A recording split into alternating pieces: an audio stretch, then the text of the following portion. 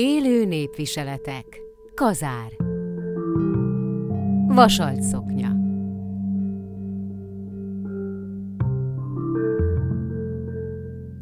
Filmsorozatunkban a kazári palóc viseletet mutatjuk be.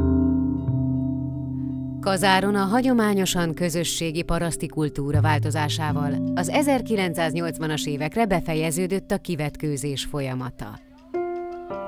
Mégis élő népviseletnek mondhatjuk azért, mert a falu lakói, ha jelmezként is, de a nagy templomi ünnepekre még beöltöznek.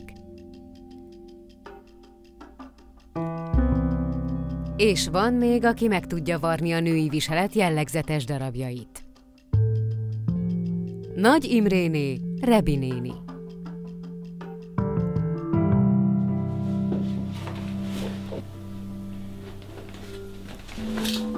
A beöltözésnek szigorú rendje van, és általában segítséggel történik.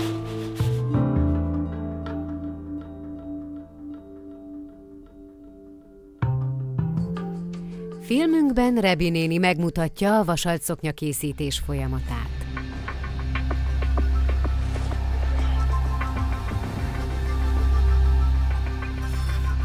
Vasalt szoknya a második.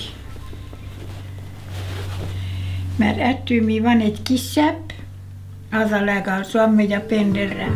Ott a bugyogó, meg azt a pendél, azt úgy az a 50 centis kis szoknya, azt úgy még ez másodiknak menné.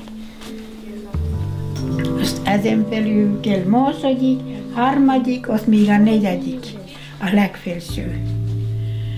De az 75 centi, néha hosszabb, attól függ, hogy milyen magas az illető.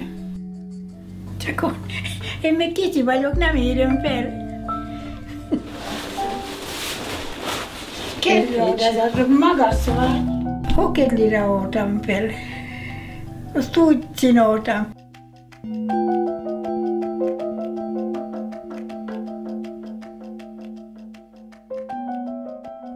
Rebi néni mindent kézzel varr, nem használ varrógépet.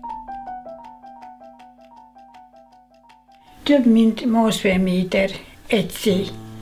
Ott van 5 szély vagy 6 szély adja ki, mert 5-6 szelesnek szoktok csinálni a szoknyókot, a vasalt szoknyókot. Ez valamikor is így csináltak. Régi hagyomány. Kétsorosan kell. Egyik sort majd bevarrom, a másik sor úgy marad. Azért kell kétszer roncolni. Most ezt a szoknyót nem hátrúhasítékosra akarom, hanem elő, mert szépen nól az a szokruha, amin hátrú nincsen nyílós.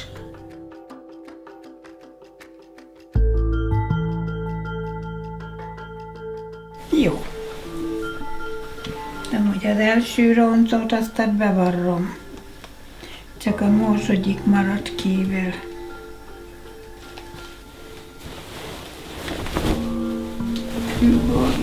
Fél kilónú. De jobb, ha jól kollok.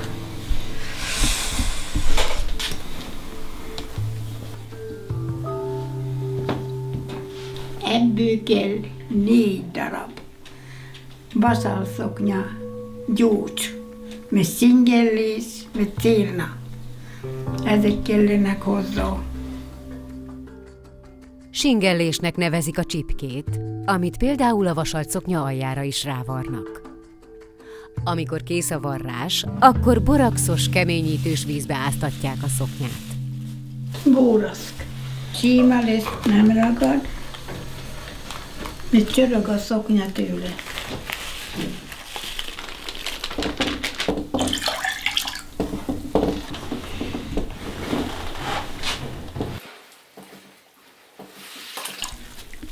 Én ezt most szépen kiteszem egy kicsit így, ahogy van.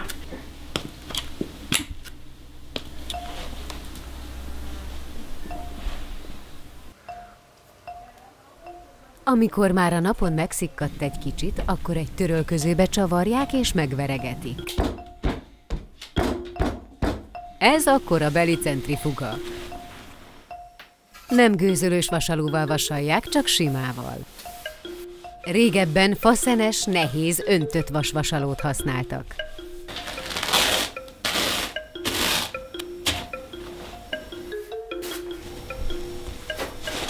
Nem lehet abba hagyni, hogy és elkezdtünk egyet. Ezt csak végig kell csinálni, még csak kész nem lesz. Na édes, kézem van. Na most már leszedem. Nézd csak, de szépen leszedtem. Örülök neki. Ezt teljesen össze kell írni, bekötni, azt akkor szépen a vasalszaknya, ha egyforma.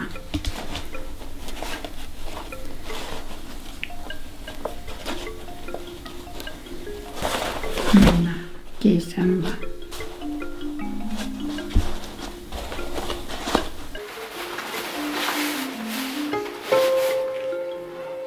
Szépen levegőt!